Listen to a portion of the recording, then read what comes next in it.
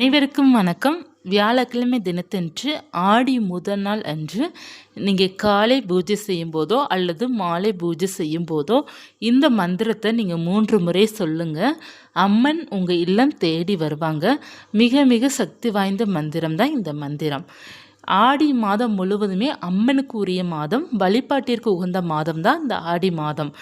அம்பாளுடைய அனுகிரகம் நமக்கு வேண்டும் அப்படின்னா இந்த மாதம் முழுவதுமே முடிந்தவரை காலை மாலை 2 வேளையும் விளக்கேற்றி வைத்து வழிபாடு செய்யுங்க. அம்மனுக்கு உரிய பானகமோ கூழோ வாரம் ஒரு முறையாவது நம்ம வைத்து நைவேத்தியம் பண்ணி வழிபாடு செய்வது ரொம்ப சிறப்புக்குரியதாக இருக்கும். முடிந்த அளவுக்கு நிலைவாசலில் வேப்பிலை வைத்து நம்ம தீபம் ஏற்றுவது ரொம்ப சிறப்புக்குரியதாக இருக்கும். ஒருவேளை நிலைவாசலில் நம்மளால் விளக்கேற்றி வைக்க முடியல அப்படின்னா நீங்கள் பூஜை அறையில் மட்டும் ஒரு அகல் தீபம் ஏற்றி வைத்து அம்மனுக்கு வழிபாடு செய்யுங்க. உங்களுடைய இல்லத்தில் எந்த படம் இருக்கின்றதோ, அம்மன் படம், மாரியம்மனாக இருக்கட்டும், துர்க்கை அம்மனாக இருக்கட்டும், சமயபுர மாரியம்மனாக இருக்கட்டும், கருமாரியம்மன் படம் இருக்கட்டும், எந்த படம் இருக்கின்றதோ அந்த படத்திற்கு முன்னாடி இந்த மந்திரங்கள் சொல்லுங்கள். அகல் தீபம் ஏற்றி வைத்துட்டு இந்த மந்திரத்தை சொல்லி பானகம் இருக்கு இல்லையா, பானகம் நைவேத்தியம் பண்ணுங்க. அல்லது ஒரு டம்ளர் பாலாவது நீங்கள் நைவேத்தியம் பண்ணுவது ரொம்ப நல்லது.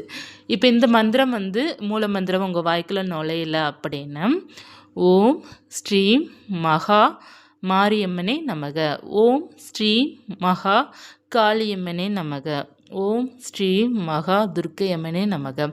அந்த அம்மன் பேரை நீங்கள் சொல்லணும். ஒவ்வொரு அம்மன் இருக்காங்க இல்லையா, அவங்க வீட்டில் எந்த படம் இருக்கிறாங்களோ அந்த படத்தோட அம்மன் பேர் சொல்லுங்கள். இப்போ வராகியம்மன் இருக்கிறாங்க அப்படின்னா ஓம் ஸ்ரீ மகா வராகியம்மனே நமக, இந்த மந்திரத்தை நீங்கள் சொல்லுங்கள். இப்போ உங்கள் வீட்டில் எந்த அம்மன் இருக்கிறாங்களோ அவங்க பேரை சொல்லி நீங்கள் சொல்லுங்கள். இந்த மாரியம்மனோட மூல மந்திரத்தை 3 முறை உங்களால் முடிந்தால் சொல்லுங்கள். சொல்வது ரொம்ப நல்லது. கரெக்டாக நீங்கள் படித்து பாருங்கள். 2-3 முறை படிச்சிங்கன்னா அது சரியாக உச்சரிக்க முடியும். நீங்கள் உச்சரிச்சுட்டு கரெக்டாக உச்சரிச்சுட்டு அப்புறம் இந்த மந்திரத்தை நீங்கள் சொல்லுங்கள்.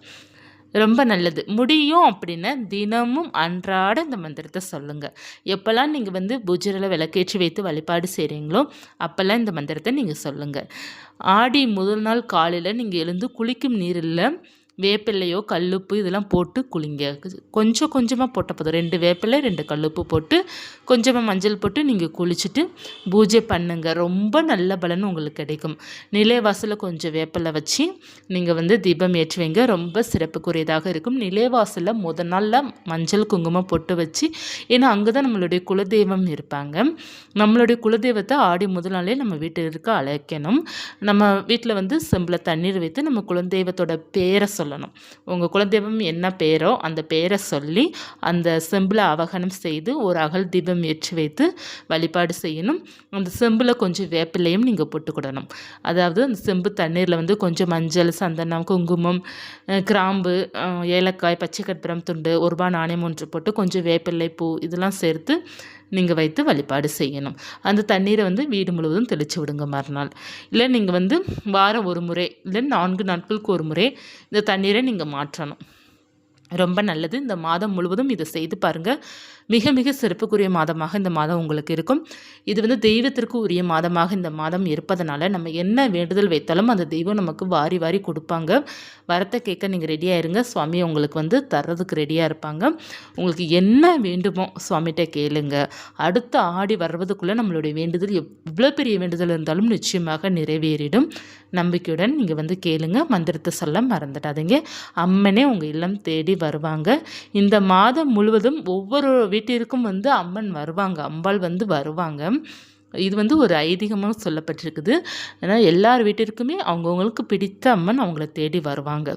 அதனால் மனப்பூர்வமாக ஒரு அன்போடு அம்மனை வழிபாடு செய்யுங்க. இந்த பதிவு உங்களுக்கு பயனுள்ளதாக இருக்கும்னு நினைக்கிறேன். நன்றி.